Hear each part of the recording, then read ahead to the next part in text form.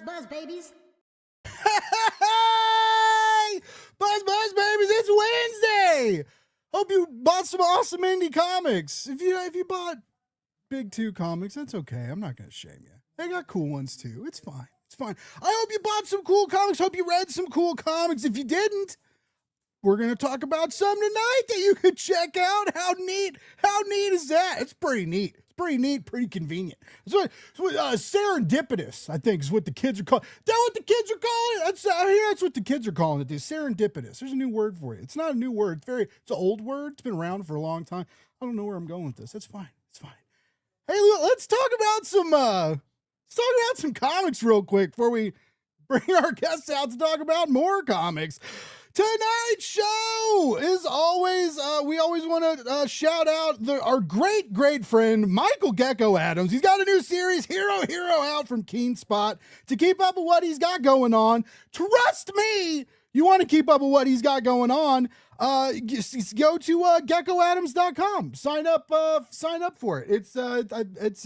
He does some cool posts. He's working on some new stuff that I'm excited about, but he hasn't talked about it yet, so that means I can't talk about it yet. But it's pretty cool. There's links in the description. A friendly reminder, all the comics we talk about tonight, there's links in the description. You can just click them, go support comics. It's do the hero thing. It's really awesome. Anyway, yeah, check out Hero. It's really great. If for some reason your shop can't get it, you can use one of those links in the description and go to the Keen Spot shop. Check out that little guy there. Little guy, get on your pull list. Yeah, that's what we need to do there. All right. We can't share multiple screens here, so what we're gonna do is I'm gonna ramble, and then I'm gonna share another screen. This is the high level of production we got going on here at Blake's Buzz. Excuse me.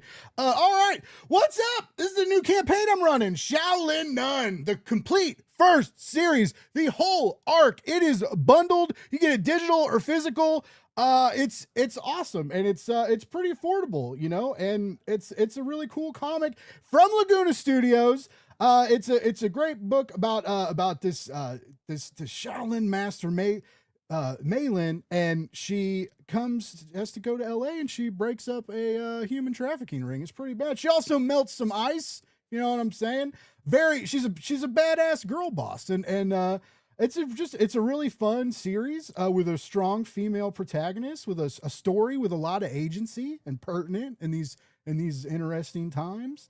And there's some awesome kung fu action, So take her by the hand. Check it out. It's a really cool campaign. I'm not just saying it because I built the page, but I did. Isn't it a pretty page? It's a pretty page. There's some cool variants. Check this out. See that foil variant? I made that. You guys, there's only 25 of those. Only 25 of them. It's a spot glossed and foil. It's going to be pretty. And for the first time, we're doing metal covers for this series, which is pretty exciting. Guess what? The links are, wait for it, in the description. You go check that out. Isn't that great? Aren't comics neat? I think so. Anyway, let's bring out some guests to talk about other comics that you should check out. Because you know what's cool? Supporting indie comics. That's what's cool. All right, who we gonna bring? I should always decide this first, but I never do. I'll never learn from my mistakes, folks. I refuse to. That's a joke. I learned from some of them. I'm not being prepared. All right. Let's do this. Let's do. All right. Here we go. All right. He is the mind behind Acorn Comics, and he's here to talk about a new Kickstarter campaign for the Olympian. He's been here before, but that doesn't mean anything. That just means he's double time awesome, baby. Let's get him out here, Mr. Paul Eza. What's up, sir? Oh, hi. Hey, how's it going? That was really, really exciting, and I was confident you were talking about somebody else. No, never. Well, I'm about to be. About to have to talk. I was talking to you first, but now next will be somebody else. I can't introduce you twice, Paul. I'm sorry. It would be very, very repetitive. I'm just kidding. Watch. Oh, is that a challenge? a guest again. He's an awesome comic book creator by the name of Paul Eza. Woo! That's 2 for 2. I'll take it. I'll take Nice. it. How you doing, dude? How's life? Good, good. How you been? Good, man. Good. Things are good. Staying busy. Somehow. Yeah. Quit my You job. take drugs. Quit my job. Still busy all the time. That makes sense, right? That's how you do it. Yeah. It's the way to do it. The way to do I it. wouldn't have it any other way. I like it's a good industry to be busy in. And speaking of busy, our next guest has stuff that we can't talk about. that I'll remember this time because it hasn't. It's funny you chat about stuff and you're in work chats and you forget, right, that the general public has no idea this awesome thing that these people are working on, and then you're on a live stream and you mention something and those awesome people remind you that it hasn't been announced yet to the general public. But that's okay, Paul, because we all make mistakes. And our next guest caught me before I said too much. All right, let's just get her out here. She's psyched. She's a big Peanuts fan and just kind of inhabits that wonderful energy. You might know her work from Finding D or Giant Girl Adventures, or the amazing book we're here to talk about tonight, The Olympian. She's also a Gary Reed Award nominee. Let's go, D-Fish! Pyro, heavy metal music, woo! Let's go! So happy for you, D. You work so hard, and this nomination's got to feel. I mean, any award. I mean, seems like a pretty cool award. You're nominated with a bunch of cool people. Yeah, it's a very, very cool award. It's named after Gary Reed. He was the publisher of Caliber Comics, brought so many indie books into this world, and it is very much an honor to get that nomination. Absolutely. And it came out of nowhere. Like I was like, who, what now, huh? Somebody had to have nominated me, and I got no idea. Well, yeah, whoever out there, they're nominating the right people, which is good. Like I said, it's I know Dirk Manning's up on it, and then probably should have pulled this up. There's other great creators nominated too. But if you can vote for D. I would vote. Guys, I hope this is okay. I have a very quick guest star coming in. Yeah. So what's up, dude? Hey, you're on YouTube, Vasilis. Say hi. Hi. These are Dee and Blake.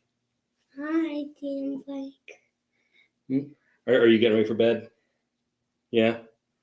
I figured this was, appropriate since, the character in the comic is named after him. So nice. Now cool. everybody can see the real hero. That's awesome. It always warms there. I've interviewed several dads that do work like comic book work with their son or based on their sons, or like have a good night that made it like a family thing, and it's kind of like it's pretty cool. It's pretty cool. Thank you. Yeah, we could talk about that later. Well, it's so wonderful to have you both back on the show, and you've got 2 issues of a series out that y'all been working on for quite some time. And so because I want to get this out of the way, because sometimes I feel like I wait too long to talk about what we're actually here to talk about, and then sometimes, as someone pointed out the other night, we don't even talk about what I'm supposed to talk about. We always talk about the books of the guests, but sometimes the topics we dance around but don't actually get to. And you know what? I'll take dancing around. This is my show, so yeah. I'll take it. I'll take that on Blake's bus. Anyway, real quick, D, you're drawing it. Paul, this is your book, The Olympian. hit us with this. Hit us with the con table pitch. Let our wonderful viewers know what this amazing book is about. And while you do that, I'm gonna take a bite of a really delicious chili dog I just happen to have on me. So this is how the show is now, folks. I'm gonna eat hot dogs for you, and we're gonna talk comics. Time to tell the story. Okay, here we go. All right. So The Olympian is a story about a young man from a small town who discovers a talisman in his grandparents' attic that allows him to channel the powers of the Greek gods. Of course, he had no idea this was a thing. He has a very calm and safe and comfortable life in the town that he's lived in since he was a baby. And suddenly all these things, all these mysteries open up to him. And he has to figure out what's going on, figure out what to do with it, how to use it, and why is there suddenly a talking squirrel and a minotaur after me? These are all major questions in his life. And that kind of gets us through issue 1. Issue 2 picks up right where we leave off at the end of issue 1. And, he learns a little bit more about the talisman. He obviously has a very big decision to make about, this responsibility and what he should do with it, what he can do with it, and where to go from here. So we have more adventure. We have, I think, a bit more action. We finally do see Vasilis in his Olympian costume. So we reveal the superhero costume in this issue. We're showing some of Dee's gorgeous line work for some of these pages that we have up on the Kickstarter page. Just starting to get the initial colors in now. And if I'm not mistaken, I think we're down to the last 4 pages of inks that we need to get done, and the book will be totally drawn. So we should be on track to finish right around the time the campaign ends, and then we'll just be a matter of getting the colors in, getting all the other extras, done and ordered, and off we go to the printer. Hell yeah, that's amazing. Dee, I've said this before about your artwork, and I'll say it again because I've seen, I've been. If I'm sorry to interrupt, Blake. Yep. While you're talking about Dee's artwork, we should probably show Dee's artwork. Show it, yeah. Cover, yeah. So we just any of the line art or the main cover is great. I love Dee's work, but I love our variant cover too. I think it's spectacular, but focus is on Dee right now.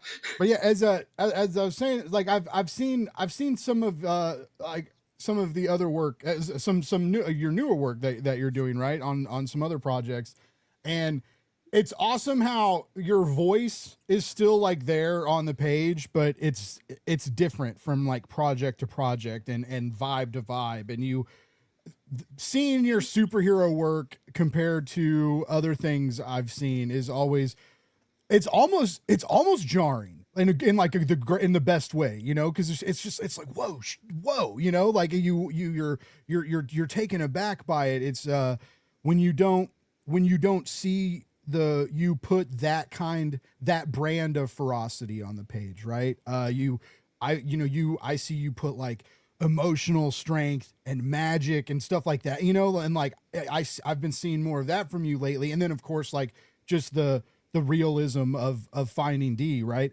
And it's just like when I see stuff like this, I forget that you can just go like as hard as any top Marvel or DC artist, right? Like you can show up to the superhero party like ready to play. And anyway, I love it. And whether it's interiors or a cover, like the poses, the point of view, it's just it's very, very impressive with what you're doing. And so yeah, this line work is absolutely glorious. Thank you.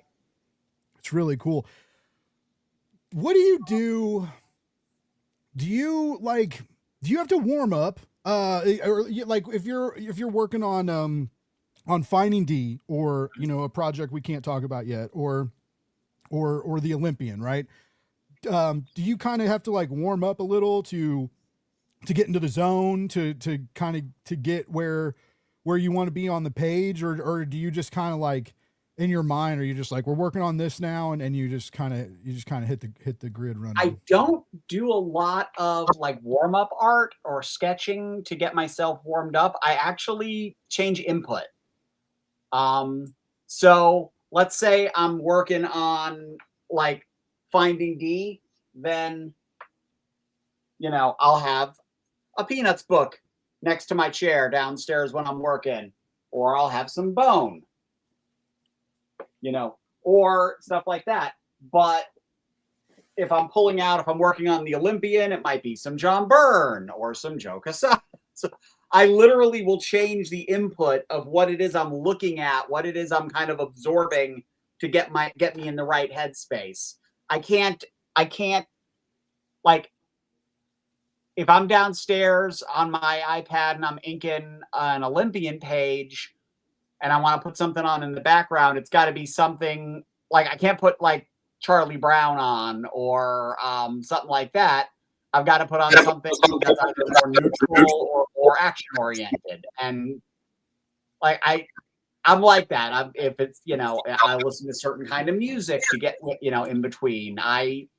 When I'm focused on one style of project, and say the Olympian or the not yet named project are much closer artistic wheelhouses to each other, just different topics. So for that stuff, I just change my input largely. Be it, if I'm doing something that's kind of like a YA project, all ages kind of thing. If it's superhero stuff, I'll be reading more superhero stuff and watching more superhero stuff. And, when I get back to Finding D, I'll put on, a rom-com or a comedy or a cartoon that just gets me in that zone. And I was the same back with my first webcomic, Dandy and Company, because that was very slapstick and cartoon talking animals. So, but also like family dynamic stuff. So I'd be watching like Simpsons and Bugs Bunny and Animaniacs. And so I filter my input based on what it is I'm working on. I like that. When you are going through, stuff to find inspiration or to kind of get into the zone, what are your thoughts on modern superhero comics? Like right now, we have this kind of, if you look at if you look at like top successful like issues right now, it's the absolute issues are like, everybody's talking about them. Each one gets like 8.5 million prints and variants, and they're kind of, even like Batman, they're doing like manga homage covers now. I mean, they're borrowing heavily from manga, this is not a complaint. I think it's awesome, but like, I'm curious because you mentioned when you mentioned Byrne and some people, and I just was kind of wondering if you had thoughts on Marvel superhero, or if you're like every other comic book person, and none of us get to read new comic books when you work in comics. No one tells you that, but that also might be the case, which is also an acceptable answer. I'm not reading that much new Marvel DC stuff. I'll admit I've been enjoying Gail Simone's Uncanny X-Men run. I've really been enjoying that. Mark Waid's stuff over at DC. I was reading Batman Superman, the World's Finest book, for a little bit, but I kind of fell out of it. It's one of those, it's just the ongoing adventures. So I'm like, if I get back into it, I'll get back into it. But it was a great book. I think that it's funny, like over the last few years, there have definitely been trends in like house styles at Marvel and DC that kind of have taken over. For a little while in the early 2000s, it was a lot of that Olivier Copiel kind of style that he was doing on Thor that was bleeding over into all of their events. DC in particular, like for a few years, it was Ivan Rice set the tone, and everyone was an Ivan Rice clone for a couple of years. And now it's Dan Mora, and everybody is drawing like Dan Mora. And it's gorgeous. It's beautiful stuff. Jorge Jimenez on Batman. It's beautiful. I'm loving it. It doesn't like, while I may be a child of the 70s, literally, I am definitely more an 80s and 90s kid in my comic taste. So I tend to go back to, like, if I really do feel that itch, I want to read some comics. I hate to sound like the old fart, but you know, fuck, I'm 51. I'm pulling out old trades. I'm pulling out old Roger Stern, John Romita Jr. Spider-Man from the 80s. You know, the Miller Jansen Daredevil stuff. I've been rereading Green Lantern from the late 80s, early 90s with M.D. Bright, some of the old Dark Horse Star Wars comics I've been reading a lot of. I just got the big old those giant Transformers omnibuses that they put out of the old Marvel books, which are horrible, but I love them. And so, I mean, what more often than not, I'm pulling out 80s and early 90s stuff, which was my prime era of reading. I find myself drawn more to like in the 90s, I was a teenager, so I was all about like the Image McFarlane type stuff. And I find it interesting that in the early 90s, you had, you know, the Jim Lee and the Image and the Rob Liefeld, and everything was hyper extreme and very violent and aggressive and pointy and distorted. And then everyone started making fun of that in the early 2000s, even though Marvel was doing it with the Ultimate line. Because the Ultimate Marvel books were very much there. Okay, we're basically doing Image. And now with Absolute, it's the same thing. It's hyper distorted, hyper violent, hyper aggressive, and it's selling like gangbusters. So every 10 years or so, it feels like that 90s Extreme Studios, Liefeld, Jim Lee, Mark Silvestri energy gets recycled by a new generation of artists who can channel it. I've read the only one of the Absolute books that I'm like, oh, I get it, is probably Wonder Woman. That one, I'm like, damn, this is good. Kelly Thompson's killing it. Yeah. I've tried getting into Ultimate Batman and Ultimate Superman, and I'm just kind of like, no, that you guys have fun. That's cool. It's not for me. I've been going back, like when I get to read stuff, I've been reading old stuff. Like I buy Humble bundles a lot. Especially like since I've gotten to know like the people at Bank, and so if like Bank's on a charity, I usually swoop up the Humble bundle. But like, anyways, I'm reading the Massive Verse 5 years after it came out, and it's like I'm digging it. And so, and I think after that I'm gonna finally dive into Invincible because I'm really liking the animated show, and I'm like, I gotta get back to it. Yeah, Invincible was a good book. Yeah, but yeah, it's hard to. Sometimes I miss being press. You know, like it's weird. It's totally like the grass is always greener, right? But it's every now and then I'm like, man, I miss when I was like press and blah blah blah blah blah.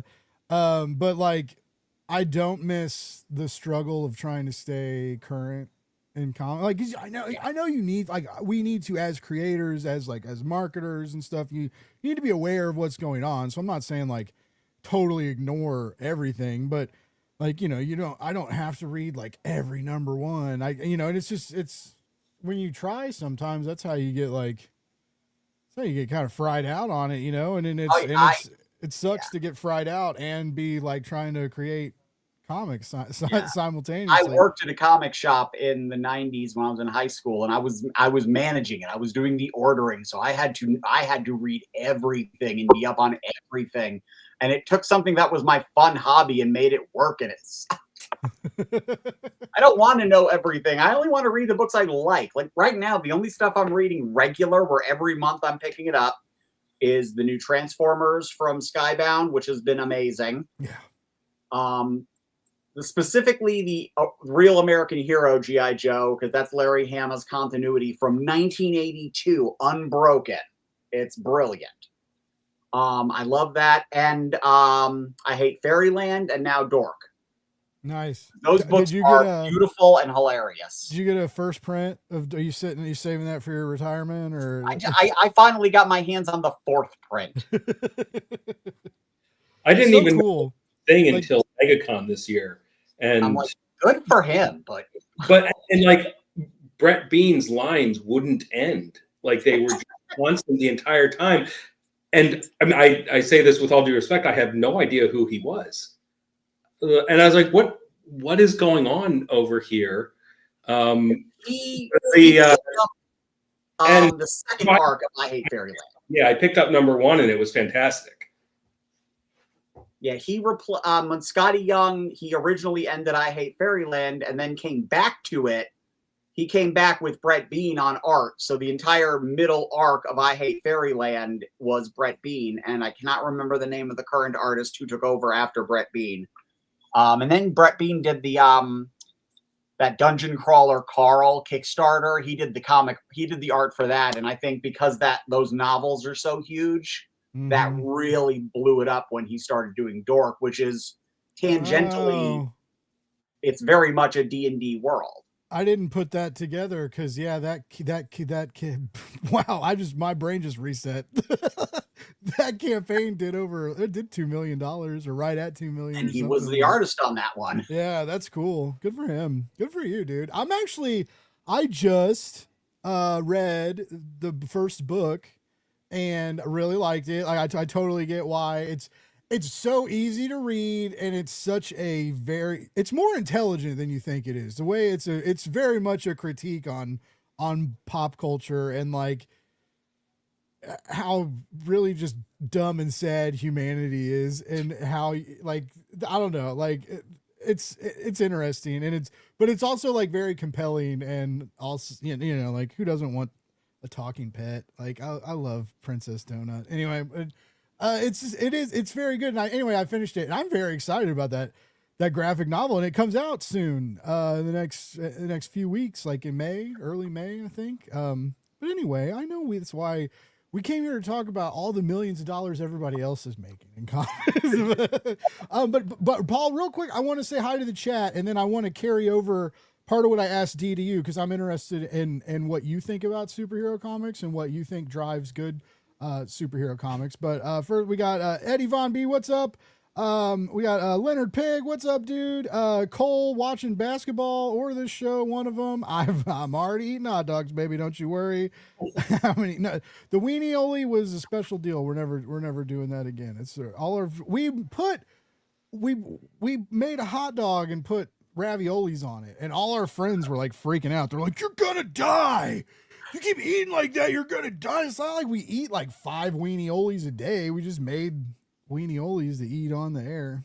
I thought that was going to be a hot dog in a cannoli shell. No. Oh, though. Well, the dessert dog, Paul, has been mentioned in many conversations and never solved. That I saw one that they took an egg roll and split an egg roll and put a hot dog in it and put spicy mustard on and sweet and sour sauce on it. I'd mess with that. Whatever. Also shout out to our Victor Medina. What's up, Victor? Thanks for tuning in. And producer Kyle, I showed people. We're not even done yet with the hot dogs. I don't think we're done. I used to get blackout drunk on these things, and now I don't drink anymore, and I'm just a boring old person. And so now I think I'm gonna get to see how many hot dogs I can eat live on the air, in an hour and a half period or something, just see what I can really take down, see what I can accomplish. That's what we're here. That's what the people want. What's up, Hydrosylum? What's up, dude? Thanks for tuning in. All right, so Paul, segue to you, bud. What is it that you think, and when you're looking for inspiration, or if you're stuck on a page, right, and you're trying to find your way out of it, what are you digging into? What are your like key superhero comics? So those are two different questions. Yep. Or at least two different answers. As far as like current superhero comics, I am definitely falling into I have had a hard time keeping up category. I've started several of them. You mentioned Absolute Wonder Woman and Uncanny X-Men. I've started on both of them. I've just not been able to keep up with either. I've got the stacks ready to go anytime, any day now. I'm going to get through my to read stack.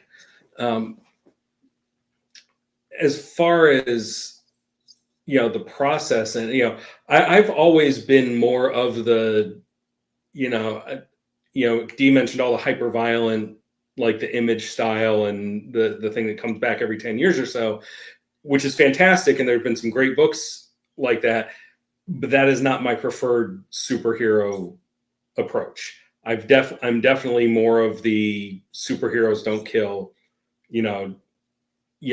guns are the weapon of our enemy, we don't need them type of superhero.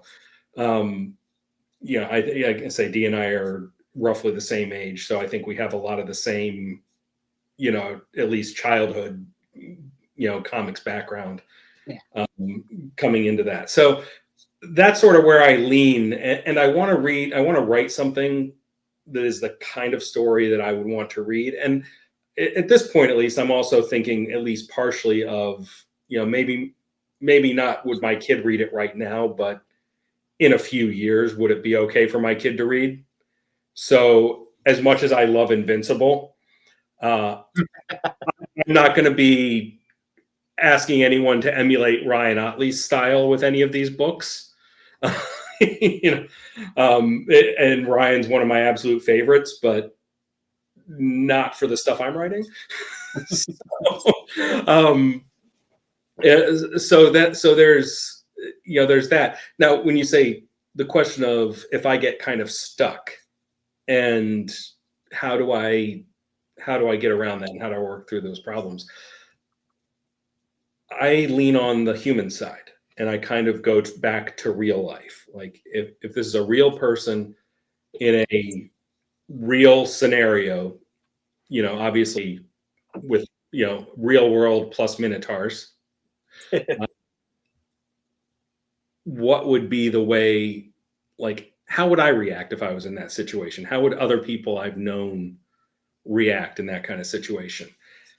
And I kind of try and pull from, more of a realistic reaction or realistic problem solving standpoint for the characters, because I just feel like that's going to make it more relatable. I love that. I need violence. I grew up like Death of Superman. Oh man, I really need you to talk for like a minute longer. So yeah, and Death of Superman was like right after I sort of fell off of comics as a kid. Okay. Like I had been like sort of leading into that, and that was a little bit after I had stopped reading regularly and made the news, and that was back when we're like, oh man, we're gonna go get number ones and be rich. And I was working the store that day. Whoa. Line out the door, down the street. We paid two of my friends from school to literally work the door like fucking club guards. Wow. That's amazing. Letting people only in 10 at a time. Wow. So I didn't get it till, so this is my Death of Superman story. So I'm in second grade, and I know some of you may have heard this story before, but it's my show. I'm gonna tell it again. It's pertinent content. So like I'm in second grade. My dad is the janitor at my school, and him and my mom would fight sometimes. And he, like, back, when I was a kid, you could get comics at like grocery stores and at gas stations and 7-Eleven and stuff. And I would get like random X-Men comics that, like, anything I could find there. I did not know about comic book shops yet. So my dad took me to like my first comic book shop, and it was amazing. And I was like, holy crap. Anyway, so he would swing by every now and then and like, get me little like comic book surprises. And so he shows up because, well, he works at the school, right? So we're all out at recess, and he comes up and he hands me the Death of Superman trade paperback. And like, I didn't even know this event was going on, right? Because we didn't have the internet. We didn't have, I wasn't on, I was about to say, like, I wasn't on any forums. There weren't forums. So like, it's a long time ago. That made the evening news. Hey, Blake, that was huge. Yeah. And so yeah, it was just I didn't know anything about it, and so not only was it like holy crap, Superman can die, but like I'd never seen a comic book like that. Like I'd seen Spider-Man get beat up before, right? But I'd never seen like Doomsday just like viciously beat a man to death, and then and then it folds out. Like I remember that like fold out page, and I remember they had to make all the blood black because it was like if it was red, it was like too traumatizing for children or something. But like anyway, it's like and Lois is like holding him and on this like triple page spread is what it is, and just like screaming into the air, and he's dead, and like. That blew me. I'm like and I know people talk shit on it, like it's not the best event, and blah blah blah. And like whatever, like I love it, and I love Reign of Superman, and I love Death and Return, and World Without. Oh my God, World Without made me. I didn't read that till like I was way older, and that made me cry. Anyway, I'm getting like goosebumps just thinking about this. But it was a huge event for me, and I think that's why I'm so into Invincible right now, because it's just that like let's beat everyone to death, like it like Robert Kirkman's like what makes great comics? Beating these people we love to death. Can we just get more? We really like this character, beat his ass to death viciously. And I am falling in love with it. So I think this feels therapeutic. I feel like we've come to like I now know like why I'm the weirdo I am and like the comics I do. Thank you both for working through this with me on my show. Shout out to Tommy. Tommy says he's real stoked about this conversation. Tommy has a shop, so he has to keep up to date with all this stuff like Dee was talking about. Superman and Action Comics are both top notch right now. Superboy Prime Redemption arc was not something he thought he wanted. And then he said the death of Superman changes. Yeah, I heard it. I heard there's still a lot of polybags everywhere. I hear. And then yeah, I've heard like all the way through. I've read like up to issue 30. But it's been like if I start it again, I'm gonna start fresh. I will definitely. I'm not mad at that take. I think that Invincible is one of the best comics I've ever read, beginning to end. You mentioned Massiverse. Radiant Black is one of my favorites from the last 10 years. Yeah, I'm digging it. It's very I very much am seeing the like adult Power Ranger vibe, right? And like his Power Ranger comics were really good. Like I've read some of those and like they're great. And this is like that with just it's like Saved by the Bell the college years, but Saved by the Bell in your 30s with superpowers, like Zach had really superpowers. He froze time constantly. He did. Time out. I literally was having this conversation with Heidi on the way home from work tonight. That was not a storytelling device because he physically adjusted things on occasion. He literally was freezing time. Zach was a Time Lord. On 420, I saw a post that was a screenshot from the episode when Jesse gets addicted to caffeine pills.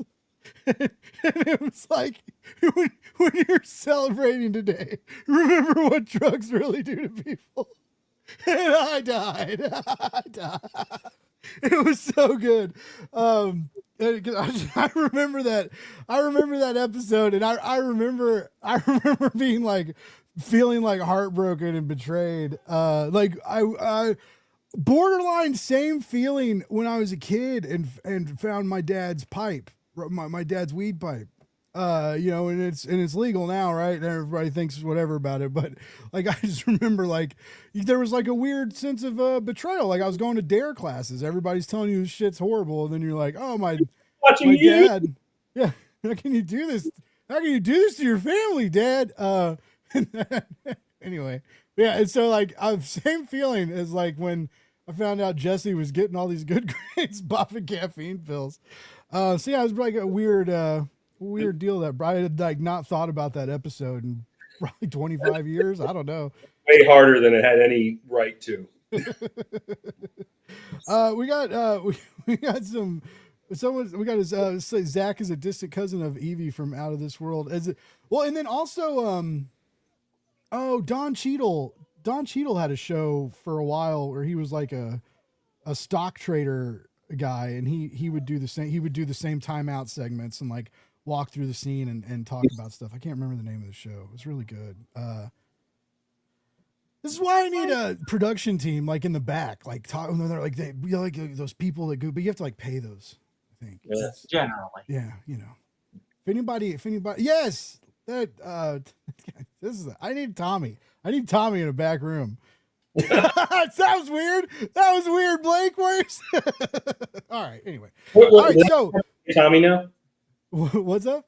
Does that mean you have to pay him now if he's giving you all the answers? No. I'll help him. He's about to launch a podcast. I'll help him with his show. It all cancels out. Yeah, it was live with Kristen Bell was in it too. She was it was a good show. Anyway, so now that we know like what kind of heroes y'all like, now let's find out what you are.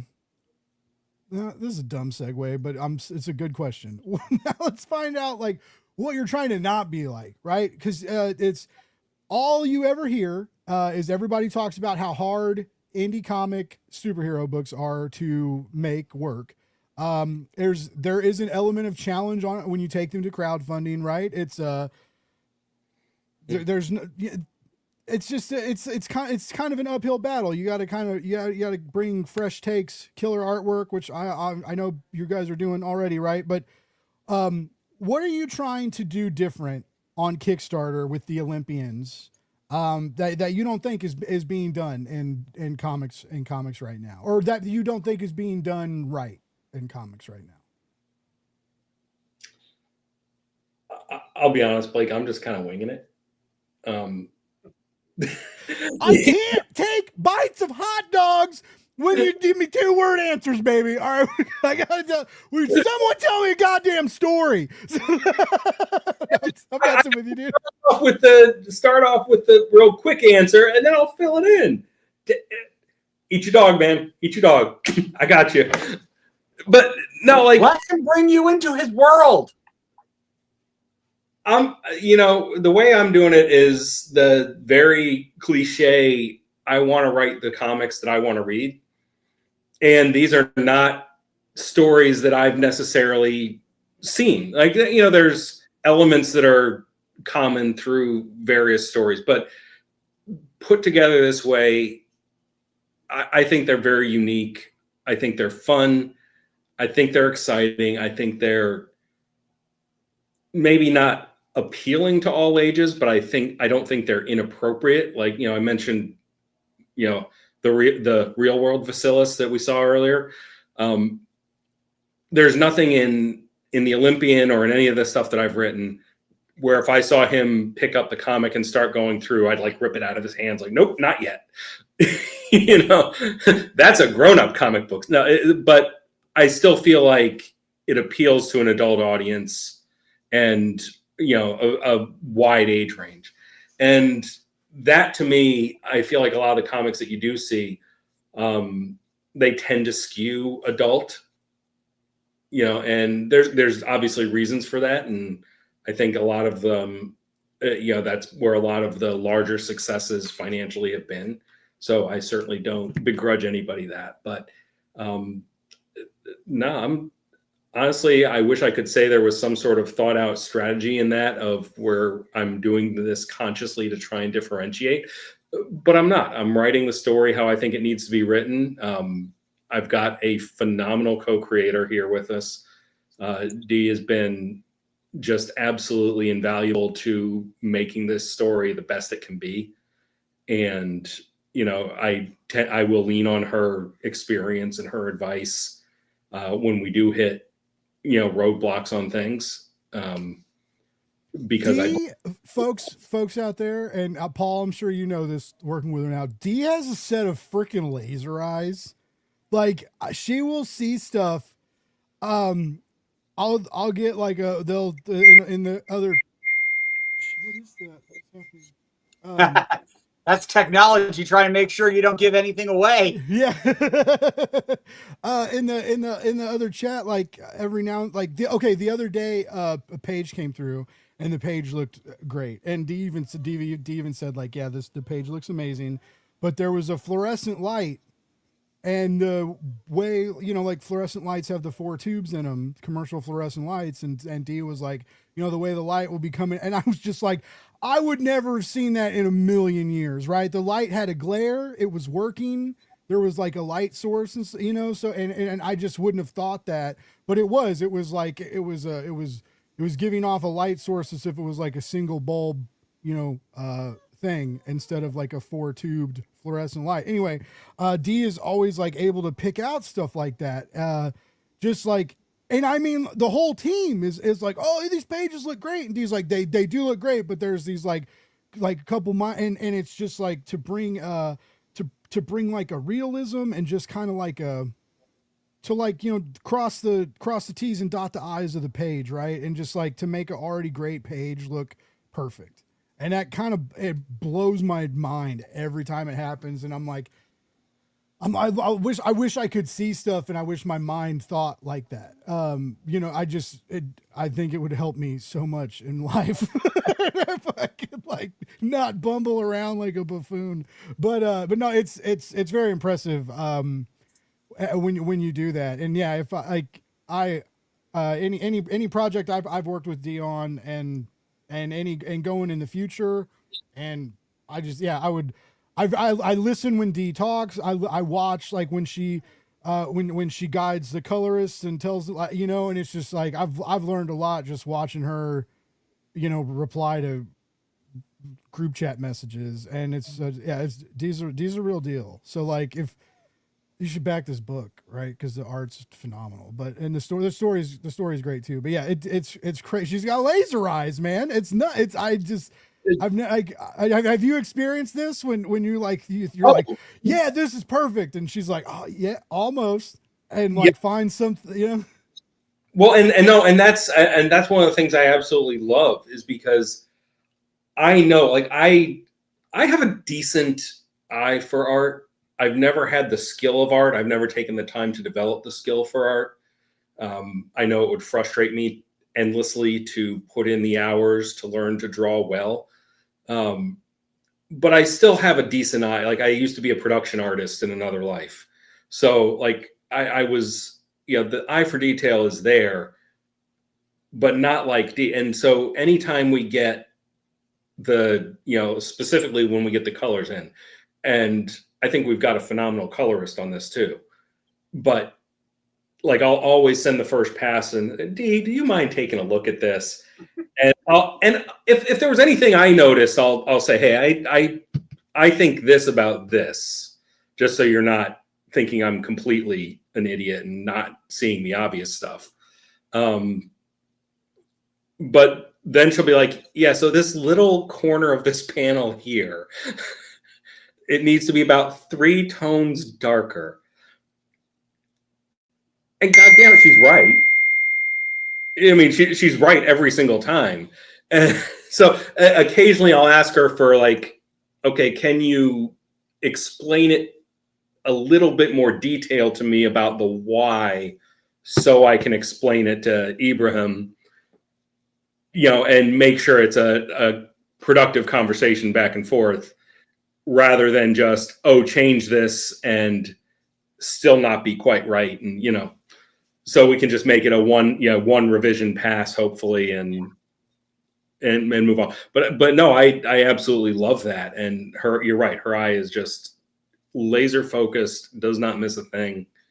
And it's one of the best, just sort of an ancillary benefit of having her. The best part of having her on the book is having her art on the book, because it's, yeah. But the ancillary benefit is that she also helps everything else look better. You get a bonus editor.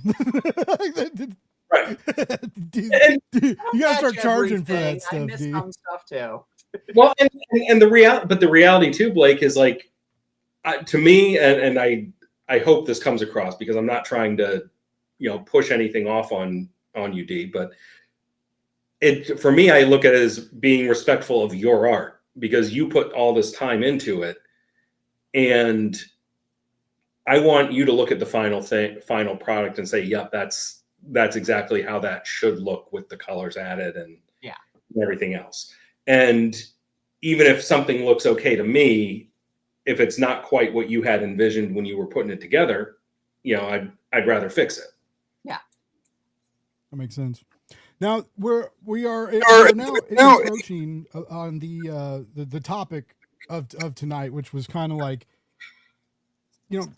how to bet on yourself, how to market yourself, how to kind of like be your own biggest fan. Because I still, to this day, like I see creators when they, like, right before they launch a Kickstarter, they like apologize to their audience. Like, I'm going to be talking about this a lot. Sorry. And it's like, no, don't you be sorry. Don't you be sorry for bringing a cool thing into the world. Do new parents do that? Like, sorry, I know we just made this baby and it's shitting everywhere and peeing everywhere and screaming, sorry, I don't apologize for my dogs when they like body slam people because they're not trained when people come over, it's like, they live here. It's their house. But it's different sometimes, like tonight when we were talking about, Dee's amazing art and Dee's, laser eyes. And it's like, for Dee to come out, Dee knows she's talented, and Dee knows she gets gigs and gets, page rates and stuff. And that happens because she's talented. But, if Dee were just to come out and be like, no, I have laser eyes, and it's different, and it's just, and that wouldn't be what she would say. It's a bad example, but what I'm getting at is we feel this need to apologize about bragging about ourselves, about bragging about something that we've worked insanely hard on, that we've most likely spent thousands of dollars on. Right. Like, I don't think y'all should apologize for that stuff ever. I really, really don't. And you've been around the block, Kickstarter, Dee's, you've had several projects. Paul, you've been around a few times now, well, so let's start with you, Paul, because we had a talk with this. Paul schedules his interviews like before the Kickstarter's live, after it's live, which at first I thought was strange, but now it's smart, because there's a lot of time between Kickstarter campaigns. And what he's doing is he's getting out there regularly, reminding people that he's got new stuff coming and he's got old stuff available. And he's got new stuff coming, he's got old stuff available, right? He's keeping the project alive between Kickstarter campaigns, right? That's not easy. Don't forget about me.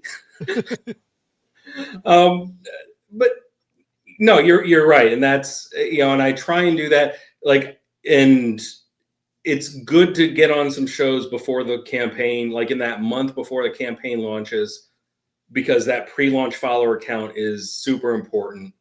It helps you get off to those strong starts. And one thing that I am just not built for is campaigns that don't fund until the last couple days. Like, I cannot be stressing about this for an entire month. It would drive me nuts. It would drive my entire family nuts. Just not good. So I really want to get that strong start. And, luckily, like I said, we had a really strong start on this one. We funded in 36 hours. And now it's, I still want to keep going, because eventually what I'd like is for these to do well enough that we're funding the next one. Yep. And if we can get to that point where we're getting enough to fund the next one, well, we can get the next one out a lot faster than if we're just, basically covering printing and shipping costs for this issue. So that's why I keep doing it even after we fund it. And I'm still asking people to come out and check it out and buy the comics. Because, like I said, I want to be able to do these more regularly. We've got the story's pretty much ready to go. It's just a matter of the finances and getting it out in a reasonable time.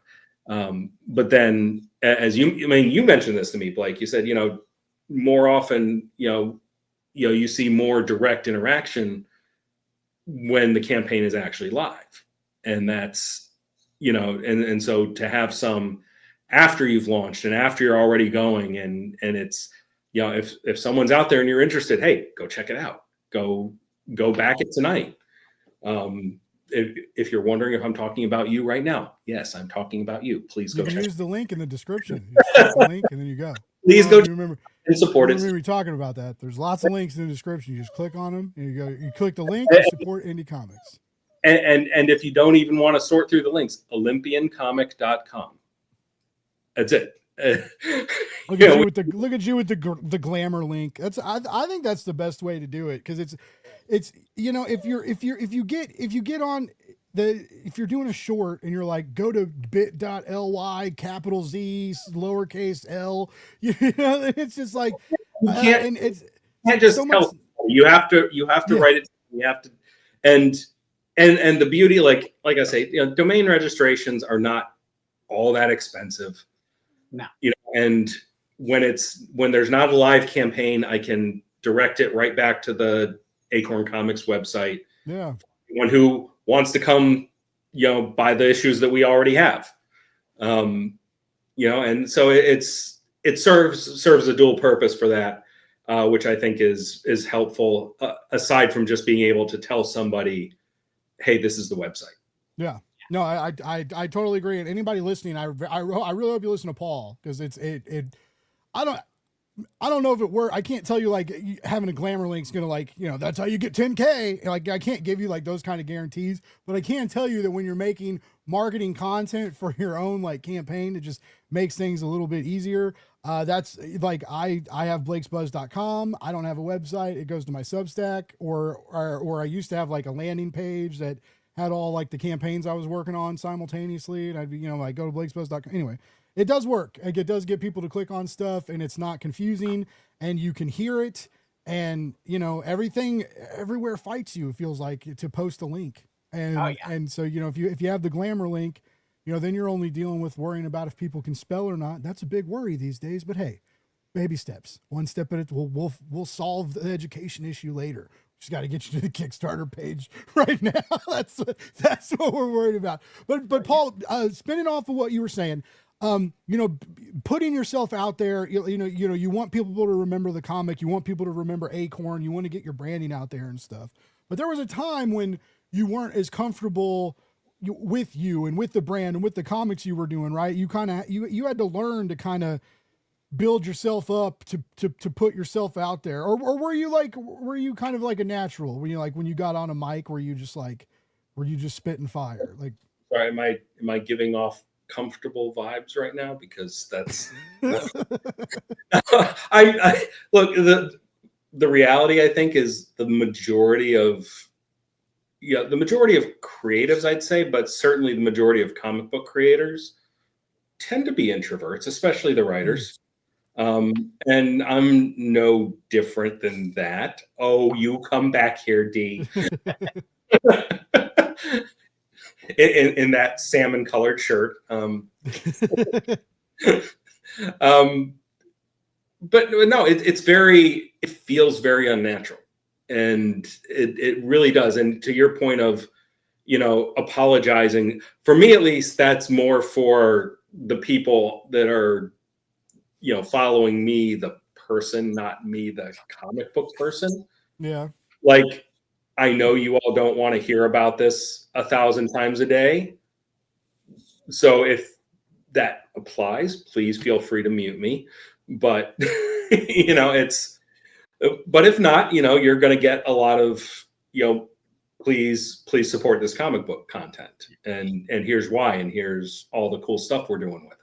Yeah. The reality is you have to, though. Like, otherwise, the way the algorithms are now, I can tell you, I've done this enough times that I'll do a campaign and I will post 2 or 3 times a day on average, some graphic I've made, a page, a comment, something, trying to get people to check out that Kickstarter.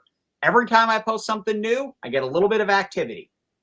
But I'd say once a campaign, somebody will say, oh, it was so annoying, it was posting every day.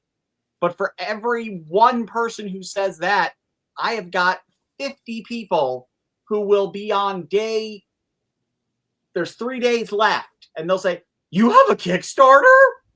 Or it'll be over, I didn't even know you had a Kickstarter. And I posted like 30 graphics in 2 days on 7 different social media sites.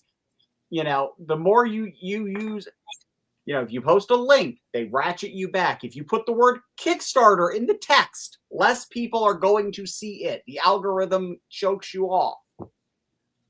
And as a result, you kind of have to carpet bomb and just be this incessant force, which, yeah, you know, I'm very introverted and I hate doing it. And I'm an anxious mess for 30 days every time there's a campaign. And, you know, speaking of that, if I had more courage, I would do the 14 or 21 day campaign. Oh. But I just know that if I do that, that's going to be the one that doesn't fund in the first 3 days. I mean, they do about this. Suddenly, like, there's no way I can possibly. You're lucky yours are funded in the first 3. I mean, a lot of people are funding, but things are moving slower. So like it's you know, funding early is not nice, but it is moving a little slower. By the way, Sabrina, so what's up, Sabrina? Dee's other co-creator, they work together on Giant Girl Adventures. I literally had like chili stuck in my throat. Why don't more people eat on a live stream live? You never know what's going to happen. Anyway, but Sabrina is agreeing that branding is important, and that is part of what this is getting out there and like making the graphics, making the posts. Like, I know a lot of people don't like getting on camera, but like it really does work, and you don't even have to like edit it. Like last week I did a stupid video where I was like, hey, we're going live, nah, hot dogs are great, you know, and it was like stupid, and it got a few hundred hits, like a few places, and like a couple extra people tuned in, and it took no effort. Like I cut the end off to like even out the recording, and you know, it was a low effort short. And now I don't want to offend anybody, because low effort content does take effort, okay?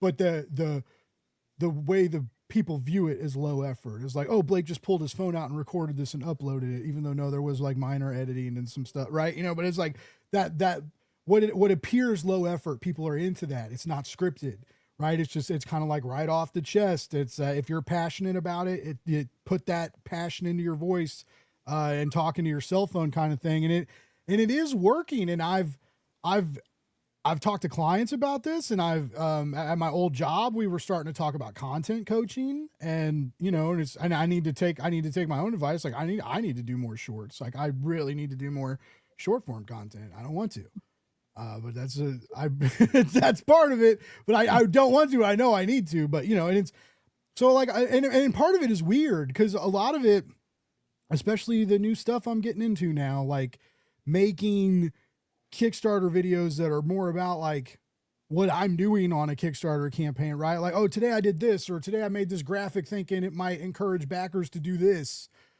you know, and like I need to start doing more of that. And I get very self-conscious about that, because in my mind, I'm like, you don't know shit about marketing, but like all simultaneously people are paying me to help them market the, right? You know, and I know I'm doing good work for those people.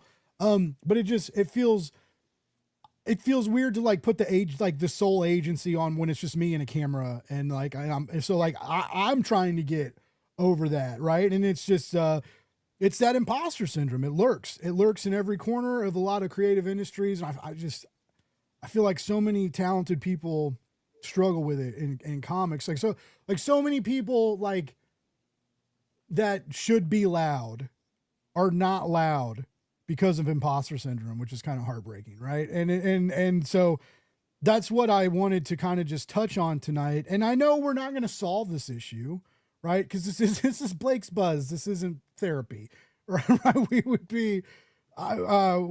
be live streaming for free if it was there, you know, like, but I really hope a lot of you get out of that. I feel like step one is getting out of that. Like, well, I got to apologize to everybody for chasing a creative dream. Like never, ever, ever apologize to anybody about that. Unless it's like you and your spouse arguing because you spent like your kid's college fund on a cover from an expensive art, maybe then you apologize. About that. There was there was a lot of discourse on Threads about that the other day. Oh, really? Oh, you missed that whole drama. Oh, good Lord. No, a writer, a comic book writer, had, I guess, reached out to somebody about doing a cover and gotten the estimate for the cover, and then posted about the outrageousness of, in her mind, the outrageousness of the estimate. And this is I will take a little bit of a bow on this one, because I figured it out. Because I looked at that as like, I would be a little taken aback by that quote for a comic book cover too.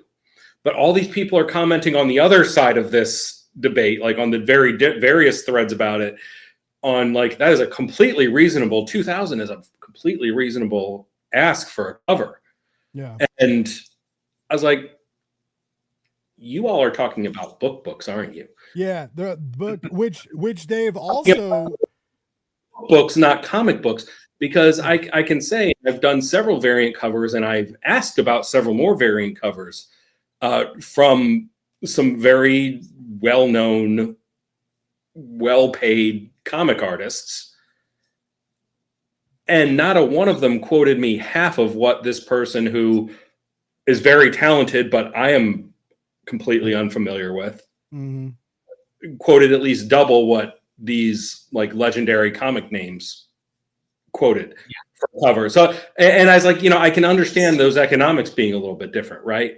Like if that is literally the only art you're paying for, and that is the visual representation of this book, I might have a little bit more in my budget too, if we're not also drawing 22 or 46 pages, depending on the book, and paying a colorist and paying all that, which, and Dee, is since you do all these things, you probably have a little bit more insight into the different, the different markets and the different industries. But, to me, like, I understand that. Like, I think both perspectives were right, and people just on both sides got offended at the other person being offended. Well, here's the thing: is you don't ever get offended. You just, and there was a comic book professional, I can't, an artist or a writer said like the thing that they were just like, and all you say is like, hey, I don't have that right now, but maybe sometime in the future we can talk again or something, and it's like, you don't make anybody feel bad for like putting a high price on their work and stuff. In defense of the original post, though, and I'm not calling anybody out here, I don't want to drop names, but in defense of the original post, she didn't list any names. Yeah. She didn't call anybody out. She just said, this was my experience, and I found it to be a little surprising. Yeah. That somebody would be asking for that and considering it reasonable. Hey, as somebody who's, I still work with Lori at Laguna Studios, but like I lost about $2,000 a month leaving that big contract, and so like I'm still trying to figure out life, right? So like, but as someone who like I was talking to a couple people about like having drawing a bee eating a hot dog. Like a cartoon kind of like that has a beard and kind of looks like me, right? And like eating it, and I was just like, and I told a couple, I was like, I don't have anything right now. I'm just kind of wondering what that would cost, and I let them know like this might be something that like I update a logo with, that I go hard on branding, that I use on a T-shirt, like and it does that once you start saying like I'm gonna make merch or stickers and stuff, it kind of changes. It kind of changes the game. But yeah, anyways, like, and, just something, a minor commission like that, that even starts to add up, and it like, and I knew it would, Right. But anyways, so it's just like, you gotta kind of be prepared. I am notorious for not pricing myself accordingly. And I have had people tell me that. I've had people like, when I told them how much money I wanted from them, they said, dude, no, like that's way too low. What, like they were like, what are you doing? And I still price like Paul, if you ask me to run your Kickstarter campaign, like I have to remember that like new Blake knows a lot more shit than old Blake used to, like, and I can do a lot more things, but like I still go back to that. I still go back to new Blake pricing because I don't know, like again, this goes back into like kind of believing in yourself and being your own greatest fan and even in a sense lying to yourself and being like, you are the best marketer out there. Of course I'm not, but telling yourself that to boost yourself up ain't bad, right? But it's just like I need to hype myself up and believe in myself more in those kinds of things. And I struggle with that. And so I may not be making my own comic books, but I do know that struggle of like, not believing in myself as much as I should, which is, it's all imposter syndrome. It's all like when you look at a beautiful page and you're like, I could have done this better, but 85 people are looking at it and no one can see how you could have done it better. Right. And it's just like, I really identify with the community when they talk about that. It's just funny that I deal with it in different things, where it's like, oh, like how do I make a marketing strategy for the, and it's just like, I'll never be able to do this. I'm a failure. Yeah. I mean, people deal with that everywhere though. Like, how many people are afraid to go ask for a raise at their, corporate cubicle job, even if they're, they know they're good at what they do, but it's the fear of rejection. We all have it. And it, it's something I think that different people obviously deal with differently. But like, it's like I'm, very much the late diagnosed ADHD. And when I learned about the thing of, rejection sensitive dysphoria of, where basically somebody saying no is, a rejection of your entire self. It's like, it makes a whole lot of sense where, back when, if I was afraid to ask for something, whether it was like ask somebody on a date or ask for a raise or ask whatever, and someone would be like, what are you worried about? The worst they can do is say no. I'm like, yes, that's correct. That is the worst thing in the world. Why would you say that to me? That's just because of how my silly brain works. And I have to kind of coach myself around that in those situations because I know that ultimately it's not that serious. That's funny, Paul, because I think the same thing. Because like so I love Threads. It's like the party happy place. It's not great for promotion by any means, but it's like fun to hang out. And it's great for like posting hot dog and pizza pics. Works very well for me. Anyway,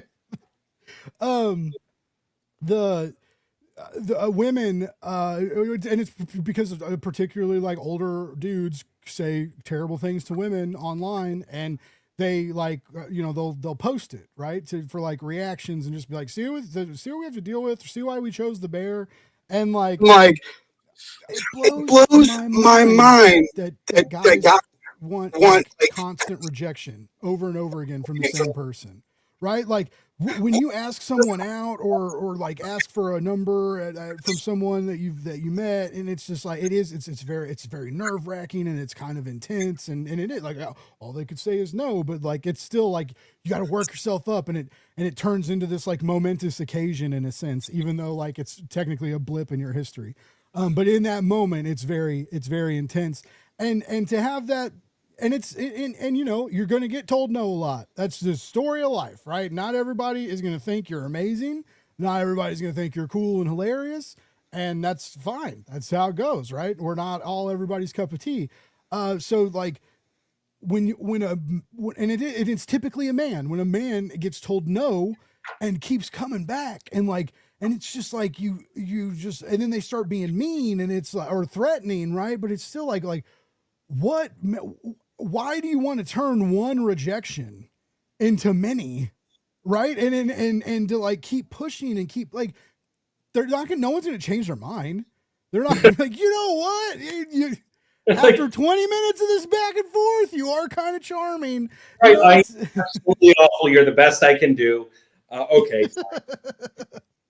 So yeah, I've never understood that, because it'd be like the same thing if like every week you walk into your boss's office and ask for a raise, you know, like he's like, dude, I told you we don't have it, and then he's like, if you valued me as an employee, like, dude, I told you, if you do that every week, like, it's gonna mess with you, it's that's why I can't do e-dating stuff anymore. Like, I totally gave up on that because it turned into like a, look at all these people who don't want to hang out with you, right? And it was just like it was like a bad mental thing. And so, so yeah, I don't understand the need for constant rejection. And it seems to be a more straight white male thing. That's, or like an alpha wolf thing, the alpha, the big ass. So I don't get that. So, like, hype yourself up, but don't turn yourself into a rampant prick. So you gotta walk like that fine line. A few cautionary tales of that in the comics zone as well. Yeah. Yeah. D, what about you? Like, you've been at this a while, and like you in my eyes and many, you are a pro illustrator. You're at like a different level of your career than a lot of people than some are, right? But like, how do you talk yourself, not talk yourself off the ledge though, but how do you talk like the negative D? How do you tell negative D to shut up sometimes, right? Like you're like, I've been here, I've been doing this, and I can draw the shit out of this page. Quit talking to me like that, self. What do you do to work through that? I don't. I got no tools for hell. If Sabrina's still watching, how many times a week do you need to walk me off that ledge when I'm feeling like I do not exist as an artist and my art is worthless and is for nothing and no one cares? And yeah, imposter syndrome wins 99% of the time with me. You're talking about the whole going into the boss's office and asking for a raise, and it's like, I've been fired for doing that. I asked for more money and work just stopped. It wasn't even a negotiation. It was freelance. Technically, I wasn't fired. It was just oh, cool. No new projects materialized at all as soon as I asked for more money. So yeah, the imposter syndrome for me is just, it's an ever-present, constant thing that no matter how much work I'm doing, no matter how many projects I'm juggling or trying to make happen, and right now I've got Finding D, got the Olympian, I have the Top Secret project, I have a project that I'm working on with Sabrina. It's a new strip to be called Adventures in Dungeoneering. That'll be premiering later this year. I am currently editing my 4th novel, of which 6 are written because I'm a faster writer than an editor. And I have a day job, and I'm trying to take as many, I take commissions, or I'll take, and I'm, trying to figure out, okay, cool. Can I get another like short story wedged in between this book and that book just to keep the lights on? Because, I'm trying to hustle constantly, but it's never enough from month to month. By the way, Sabrina says twice a week. Once a week on average. At least. And those are the times I make you aware. Those are the times that I actually let you know I'm struggling with it. But that is, there is something there, right? So having that support system, I think other than like staring at the kind of like hopelessness of the fact that like no one can defeat imposter syndrome. It's always going to be there, but you can have an army on your side to help it from like, kicking down your castle walls. Right. And it sounds like, Sabrina is one of those people for you. Like you can, you can reach out and talk creatively. I think there's a big benefit in that. And I think it's harder maybe it's harder for people, because I still, like, my family, when I've talked about work being stressful, they're like, okay, comic book guy. And it's like, no, like, deadlines are crazy, no matter like what the end result is, you know? And so I like having someone who knows those kind of deadlines, who knows the stress of making a book, who knows the stress of being a creative, and having that to vent. And you guys are great friends, and obviously, like, you talk about the good and the bad, but I think having someone like that who kind of knows the struggle to be able to communicate with, like, because I have that, like, on the show, but I don't have many like real life people who, like, who get it, you know, that they don't really do have like deadline issues, like we do. And like, no, not many, I'm not saying like regular job people don't have to do stuff for their boss like the next day, but it seems to happen to us more. Like, hey, can you do this? Oh yeah, I can do that. We need it tomorrow. Oh, okay. And so it's just like, you know, there's a lot of stuff like that. And I think knowing somebody who's like been a part of that life and knows those aggravations and knows like what they can do to your like mentality, I think that would be pretty. I'm kind of jealous. I need a Sabrina. Like, I need, like, that sounds like it sounds pretty helpful. Like, Paul, like, do you have like comic, like, like different kind of comic book nerds you can vent to, right? Like, that are like other creators, or you know, like, because you don't, I'm gonna say something real quick. Like, you don't want to come out when you're running a Kickstarter campaign and be like, no one backed today, no one's backed in a week, oh my god, our project might fail. Like, you want the front of the house of your Kickstarter campaign to be like, the glasses are always clean, the ice buckets are always full, you know, everything is running great. You know, that's the, you know, it's, you know, share the excitement with us. Yeah. And yeah, I've got a handful of folks I can chat with. I think if it ever, but so, like I say, it hasn't gotten to me too much. I think this is where I said, you know, where I told you I'm not built for the campaign that takes to the last day to fund. Because, like I say, you know, I don't think we're getting to the point where we're going to get enough cancellations. Like, you expect a handful of canceled pledges. It happens in every campaign. Hard not to take that a little personally, because you don't get to ask them why. Yeah. Like, was it just something? Was it something I said? Was it like, you know, what was it? But, you know, it happens, and it's, you know, it really isn't something you can take personally. So, but no, there's definitely a handful of folks I can be like, man, this is rough sometimes, and it is rough sometimes. Like, let's be honest with the folks that are watching. Like, it is rough sometimes, and it is kind of that imposter syndrome. And, like, you know, if you don't get any new backers on a particular day, it's like, what? Why? Well, I will never get another backer ever. What does this mean about me as an individual person? And why do they hate me? What is my value to the world? what did I share on Instagram that made their opinion of me change? Like, you start going down the bad rabbit holes. Let me tell you, when your comic that you're doing is has your name in the title and you are the main character, a lot easier to take that personally. Oh yeah. Yeah. But the story wasn't for me. I am the story.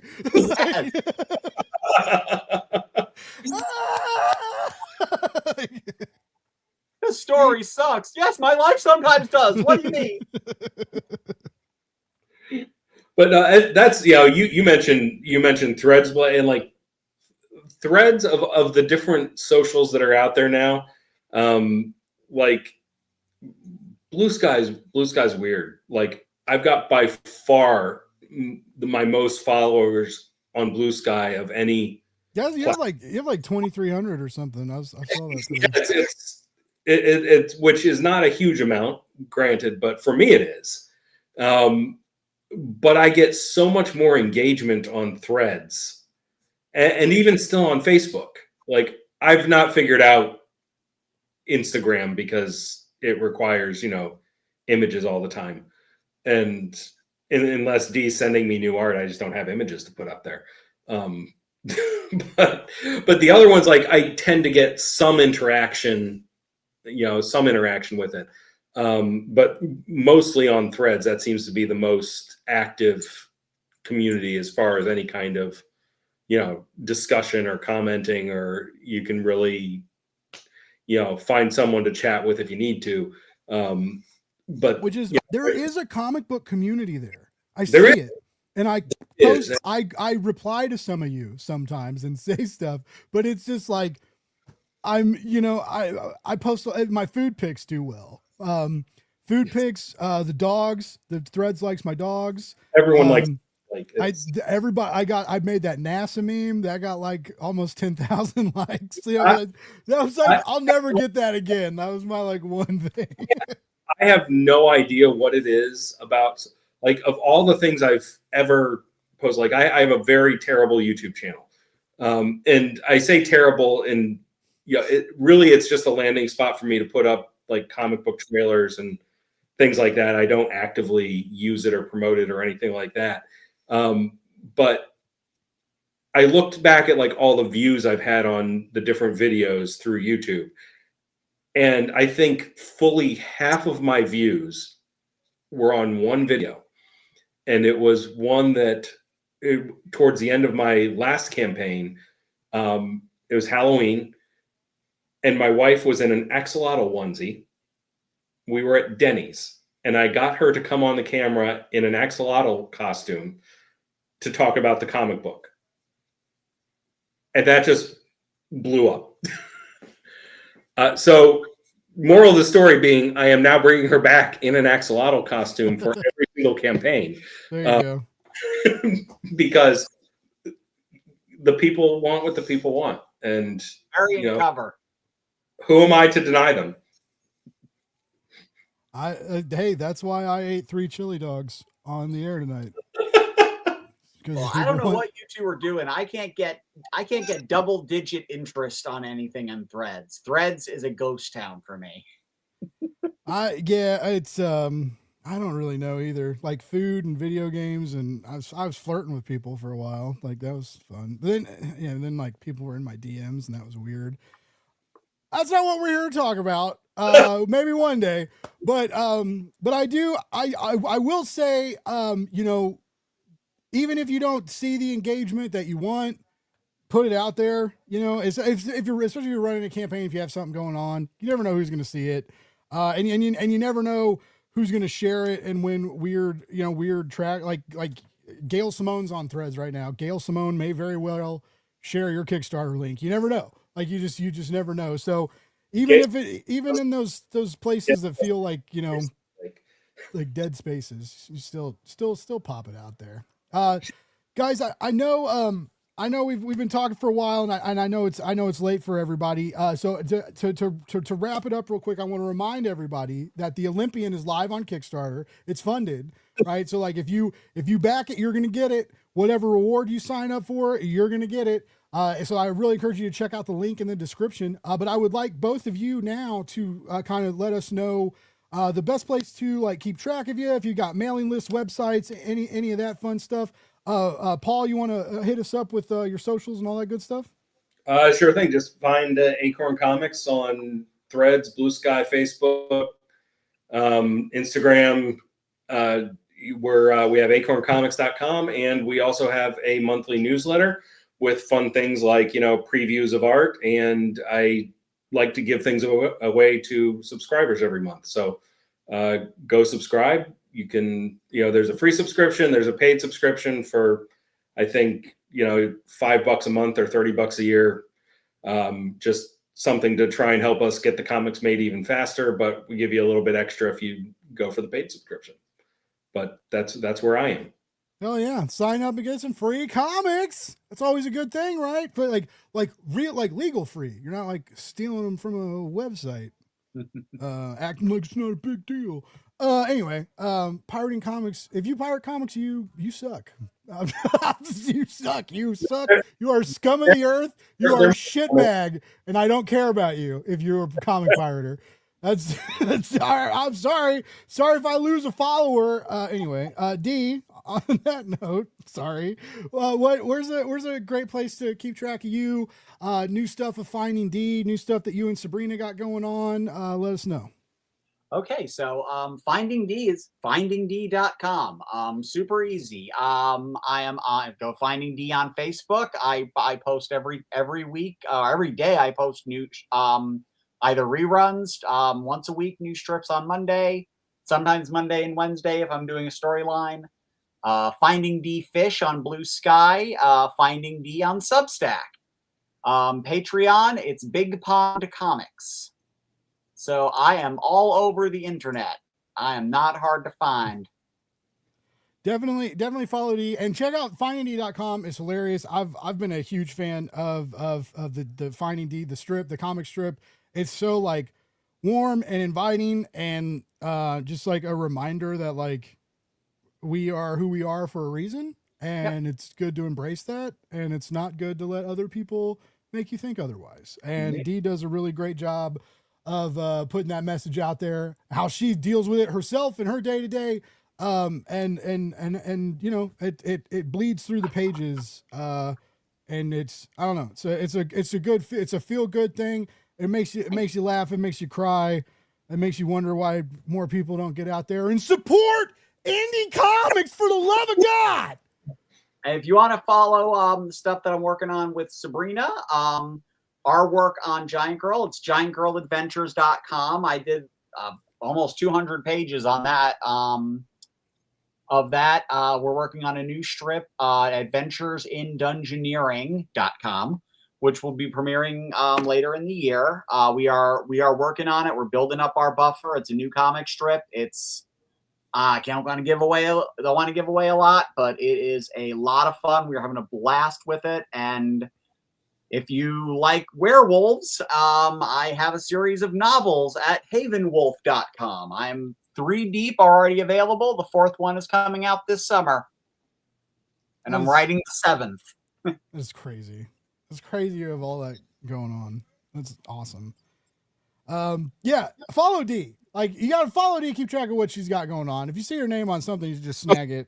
Great writer, phenomenal illustrator, great person to follow online, you know, and not you know, like, follow some cool people. Don't you know, we follow too many lame people. Follow too many famous lame people who tell us famous lame things, and we should just all follow comic book folk, because we're the best. We're the best. Yeah. We're the soul of the earth. We're golden gods. No, sorry. We're the best around. Nothing's gonna ever keep me down. You're the best around. Kick. All right, everybody in the chat, I really appreciate everybody coming to hang out. Our new viewers from the EXP, thanks for showing up. We're going to be here every Wednesday night, saying weird stuff, being loud in a microphone. I guess I'll keep eating hot dogs. I don't know. We'll see. We'll see how the views compare to last week. Last week we ate 4 regular hot dogs. This week we ate 3, I'm going to call them gourmet chili dogs, because I melted the cheese on top with a blowtorch. That makes it gourmet. I'm not a chef. I just work here. Anyway, I really appreciate everybody. I hope everybody clicks those links in the description, because there's some really cool books you should check out, including the Olympian.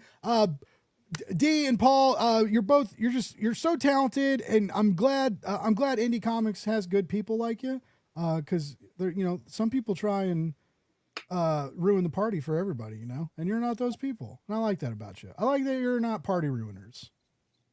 No, everybody's involved in this party. Come on. Congratulations on not being party ruiners. And that's how we're going to end the show, in a terrible way, because I'll keep saying weird, dumb things. But remember to love more, hate less, read comics, because that's what good people do. Support indie comics, because that's also what good people do. I really encourage you to check out the Olympian, because when you support comics like this, more of them will get made. It's insane how that works. Support what you want to see on the shelves, and you just might start seeing it there, folks. Hey, guess what? We'll be back next Wednesday.